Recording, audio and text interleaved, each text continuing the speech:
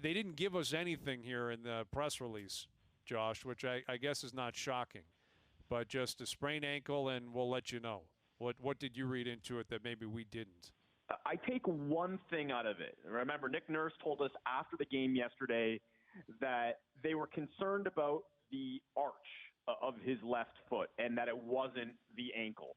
Now, I mean, I don't know the specifics of arch versus ankle, foot, all that stuff, but my understanding is that the fear with the arch injury was more significant than what an ankle injury could mean, an ankle sprain could mean. So I think that that's probably good news.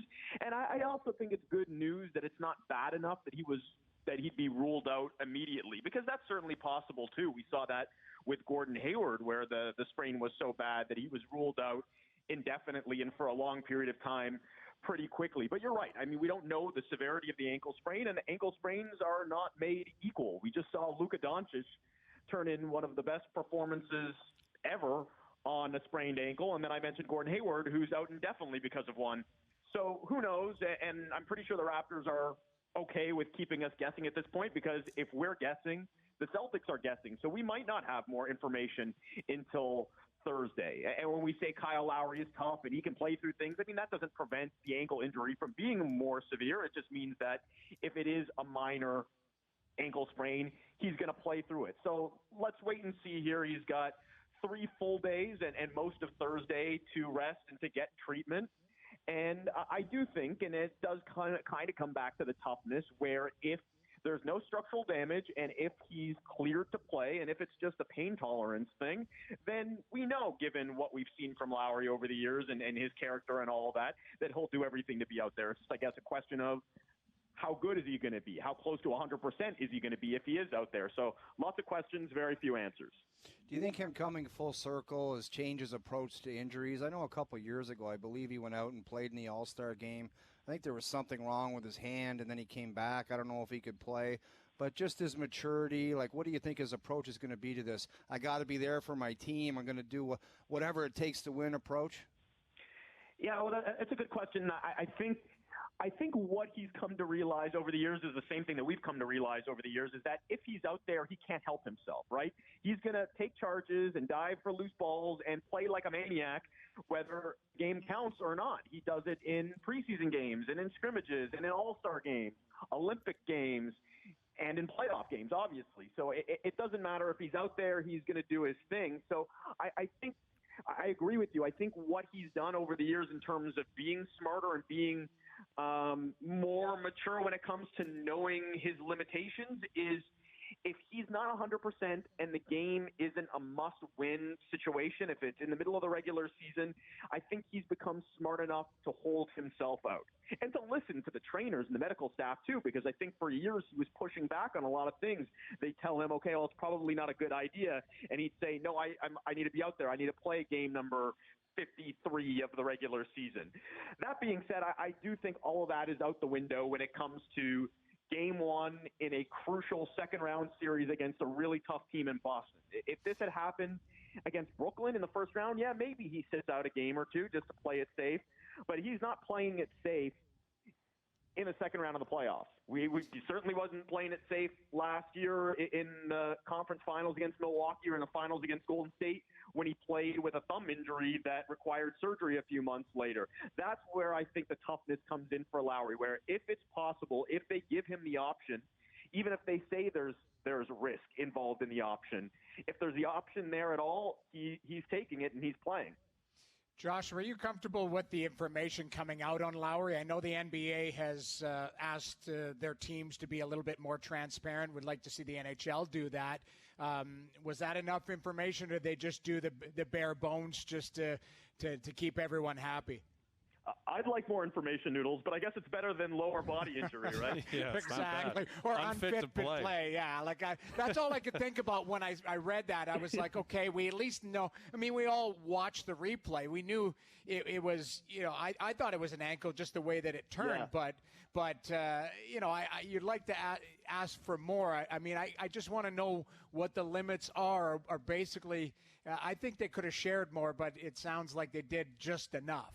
They did just enough. Yeah, I mean, it would have been great to have more. I would love, obviously, to know the severity of it, as I'm sure a lot of people would, including the Boston Celtics. We know what part of the body is. We know it's a sprain. There's no break or anything like that. So I think they've given us – I think they've satisfied the league mandate. I kind of, with all due respect to the team, I sort of chuckled at the initial update, quasi-update, update-ish that we got, non-update, I guess I should call it, that we got during the game. They said, okay, Kyle turned his left ankle. Okay, yeah, we were watching the game. We saw that. And his return is TBD. Okay, well, thanks for the update. But we know a little bit more now. Right. At least, really, we just want to know timeline, too. And right. I don't know if they had that for us. But that's what I want to know. Is he going to play in Game 1? Is he going to play in the series? I would even accept at this point. With Josh Lewenberg, a Raptors reporter. Again, the Raps just cruising past Brooklyn. Game 1 against Boston in the second round on Thursday. Some other big news over the weekend. Nick Nurse winning the Coach of the Year. Yeah. And he's the third Raptors coach in history to win Coach of the Year. And I was just thinking about the history of this team. And I'm a bit older than you, Josh, but you have just as much of a grasp on it as I would. It's truly a fascinating organization when you think about the history of it. From the team name to the logo, they started playing in a baseball stadium. They beat the 72-win Bulls somehow when they were one of the 2 or 3 worst teams in the league. 3 coaches of the year. A first overall pick that has no presence here. None. Like Andrea Bargnani has no presence in Toronto, and he never will, ever. Number 7's going up to the Raptors one day. No, it's not.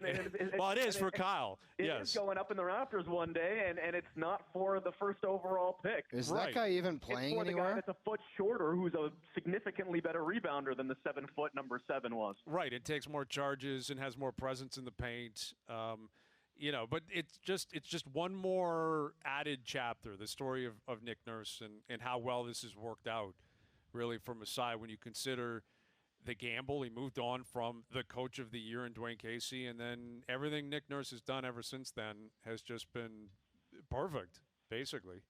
It almost seems perfect here to compare, or I guess it would be contrast them to the New York Knicks, because they just made a coaching hire, and no knock on Tom Thibodeau. I think he's a good coach. He's obviously a great defensive coach. He's got a resume and all of that. But for the Knicks, for James Dolan, what's it always been about? It's about winning the press conference. It's not about winning games, certainly not winning championships or making the playoffs or any of that. It's about winning the championship or winning the press conference. It's about getting the big name. That was the case with Phil Jackson. That's basically been the case with everybody they've hired. And Thibodeau, I mean, maybe he's going to be a good fit there. I don't know. He's never been great with young players, and that's a young team. I feel bad for R.J. Barrett, who's going to be playing more minutes than probably he wants or needs at this stage of his career. But with the Raptors, that was not a popular decision at the time. I mean, letting go of Dwayne Casey, that was sort of a mixed reaction, because I think some people understood, all right, they've reached a bit of a ceiling there in terms of what that team was capable of. They needed a change. They needed a different voice.